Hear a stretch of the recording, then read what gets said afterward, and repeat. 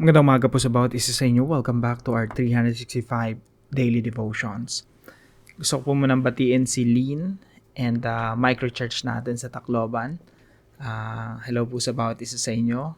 Hello po kay Kuya Rolando. So, salamat po sa bawat isa sa inyo na sumusubaybay dito sa ating channel at nakikinabang dito sa mga devotions na ginagawa po natin everyday. Gusto ko rin palang batiin si Pien. Hello sa iyo, Pien. Lagi na babasa yung comment mo. And salamat din kay Renny sa ating, sulat natin dito, Renny. Sa ating super thanks.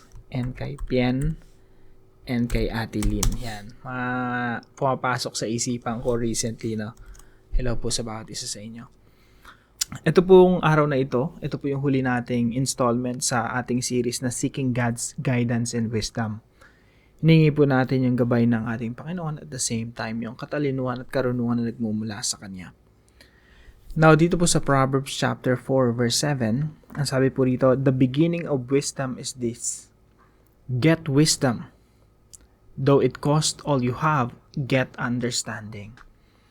So, itong sumulat ng Proverbs na to, no, parang pinapakita niya na desperado siya na magkaroon ng wisdom mula sa Diyos. Sabi dito, Kawikaan 4:7, "Pinakamahalaga sa lahat ang karunungan at pangunawa. Sikapin mong magkaroon nito kahit na maubos pa ang lahat ng kayamanan mo." So sabi ng sumulat nitong kawikaan na ito, sikapin mong magkaroon ng karunungan at pangunawa kahit pakapalit nito yung kayamanan mo. So yung una po nating katuruan, wisdom is understanding what is true wealth. Yung wisdom po o karunungan na galing sa Diyos, ito po yung tamang pagkakaunawa ng mga bagay na tunay na kayamanan, tunay na importante sa buhay natin. Halimbawa po, maraming mga tao nagtatrabaho para sa pera. Parang umiikot yung buhay niya sa pagkita ng pera. Pero nakakalimutan niya na kaya pala siya nagtatrabaho para magkaroon ng quality time sa kanyang pamilya. That's one example. Sinacrifice mo yung quality time mo in order to have money. You forget to spend quality time with them. Kasi naubos yung oras mo, yung buhay mo dahil sa pera. Wisdom is understanding what is true wealth. Yung karunungan na galing sa Diyos, ito yung may kaunawaan ka ng tunay na kayamanan sa buhay. Mga bagay na hindi mabibili ng pera. Kagaya ng maayos na relasyon. Kagaya ng you're spending time with your kids. Kagaya ng mga wisdom mula sa Biblia. Walang presyo yun. Hindi mo kayang bilhin yun. So number 2 po, wisdom is doing what really matters for God. Yung karunungan po o yung pagiging marunong, ito po yung ginagawa natin kung ano yung importante para sa Diyos. Kasi po, napakadaming pwede natin gawin sa mundo. Pagdilat pa lang ng ating mga mata, sunod-sunod na yung mga things to do natin. Ang dami na natin gustong gawin agad. Pero yung tunay na karunungan at pagiging maalam sa buhay, ito yung ginagawa mo yung mga bagay na importante sa Diyos. Kasi po, kapag ginagawa mo yung mga importante sa Diyos, ang ginagawa mo basically is you are investing in eternity.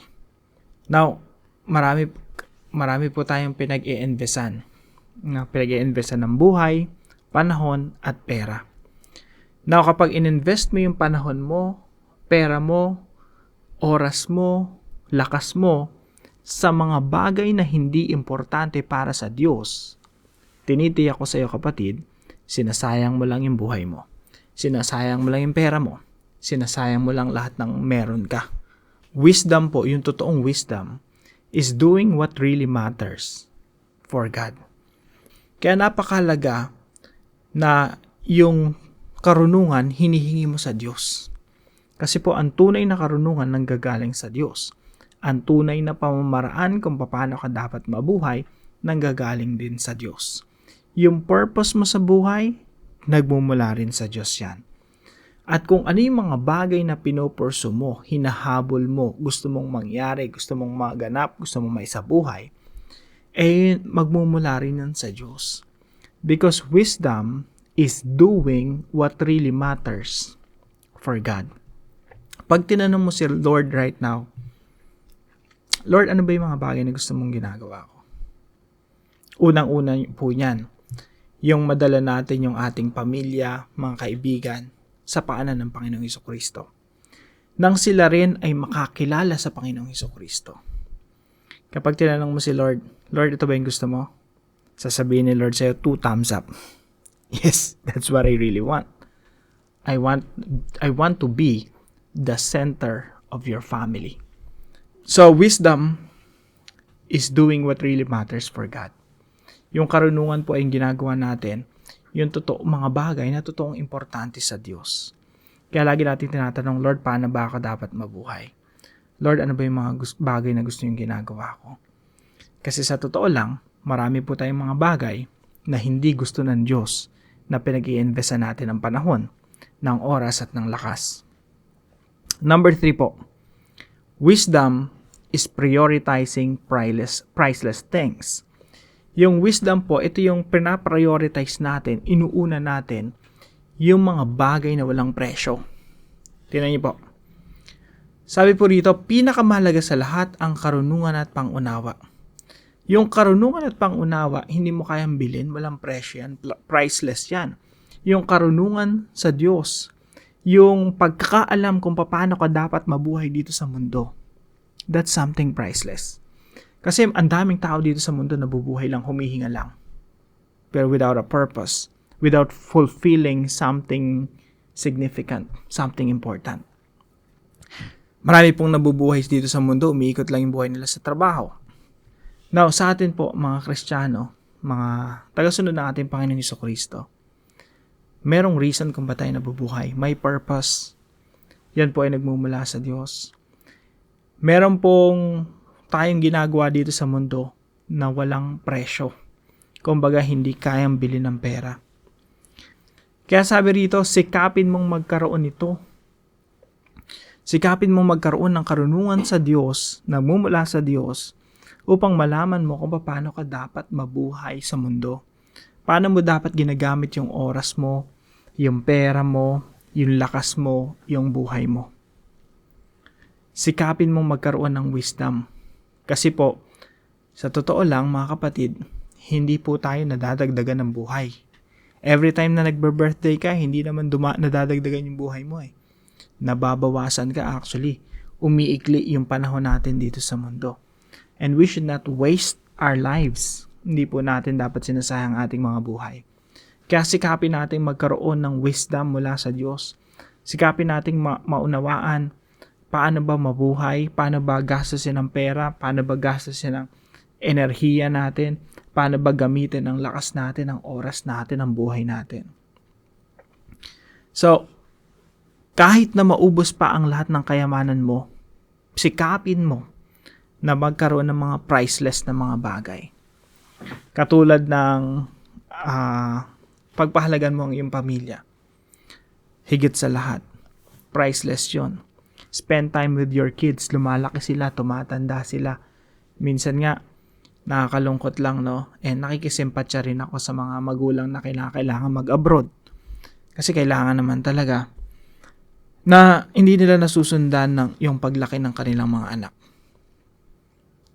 Isipin niyo po, priceless yun eh. Yung nasusundan mo yung paglaki ng mga anak mo.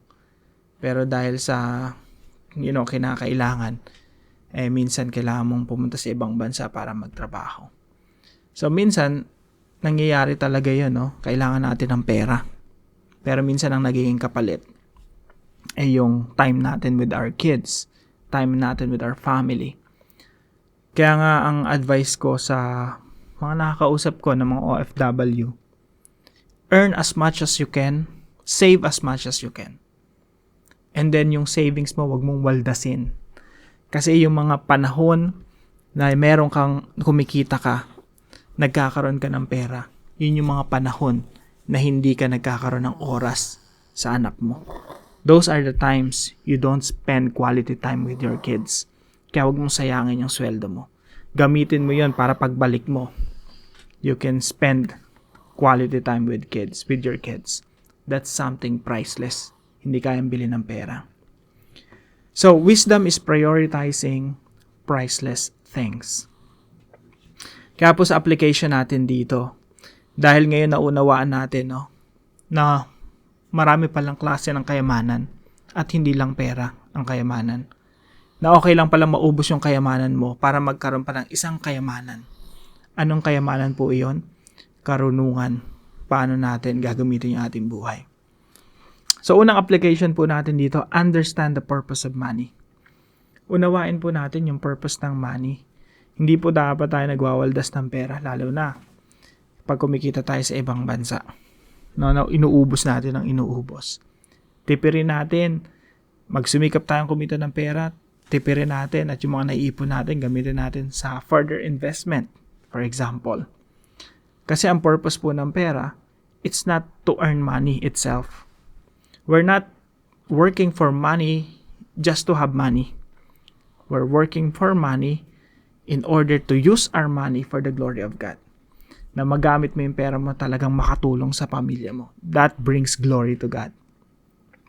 So understand the purpose of money. Bakit sinasabing pera? Dapat nating unawain yung purpose niyan. Kasi po maraming tao hindi alam yung purpose ng pera. Dapat pala yung pera ginagamit mo sa kaluwalhatian ng Panginoon. Na pag ginagastos mo yung pera mo, dapat may kapalit yan na wisdom from the Lord. Kaya sabi dito, kahit maubos yung pera mo, basta magkaroon ka ng wisdom. Meaning to say, kahit maubos yung pera mo, basta napalitan mo ng quality time with family yan. Napalitan mo ng nakapagsilbi ka sa Panginoon. Nagastos mo sa paglilingkod sa ating Panginoon. Number 2 po, value what God values. Pagpahalagan po natin ang mga bagay na pinagpapahalagan ng Diyos. Kung mahalaga sa ating Panginoong Diyos ang misyon, pagpahalagan din po natin. Dali natin dyan yung kayamanan natin. Diyan natin ubusin yung kayamanan natin, no? Sa mga bagay na importante sa Diyos.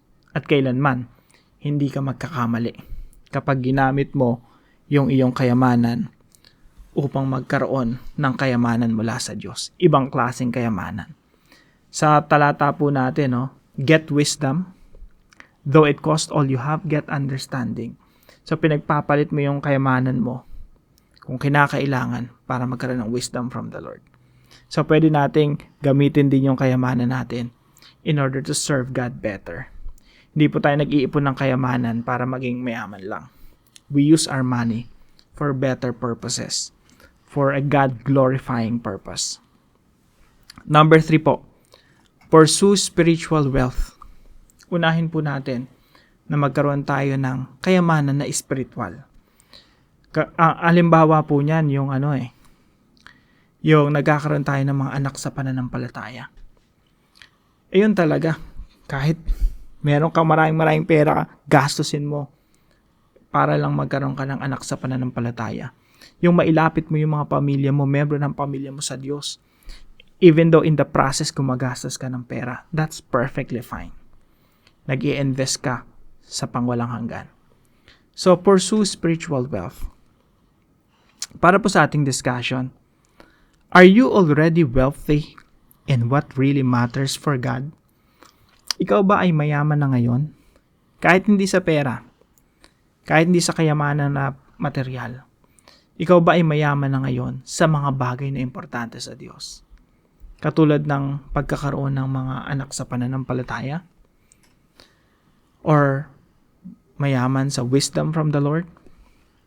Para po sa ating panalangin, God of all wisdom, I come to you asking for guidance and wisdom. I pray that you would grant me material wealth. But more importantly, please bestow upon me spiritual wealth. May I become rich in the knowledge and wisdom of God. Let me pursue wisdom and enable me to live accordingly. I pray this in Jesus' name. Sama po natin ito sa ating mga panalangin. At salamat po sa katuwang natin sa devotion natin, si Brother Alvin. Maraming salamat po sa iyo, kapatid. Pagpalain ka ng ating Panginoon at lahat ng iyong ginagawa at buong mong pamilya. Kung meron po kayo natutunan sa devotion natin ito, ipalam nyo lang po sa comment section right below this video. And please share this devotion to your family and friends. Pagpalain po kayo ng ating Panginoon. See you po tomorrow 5 a.m. dito sa ating daily devotion.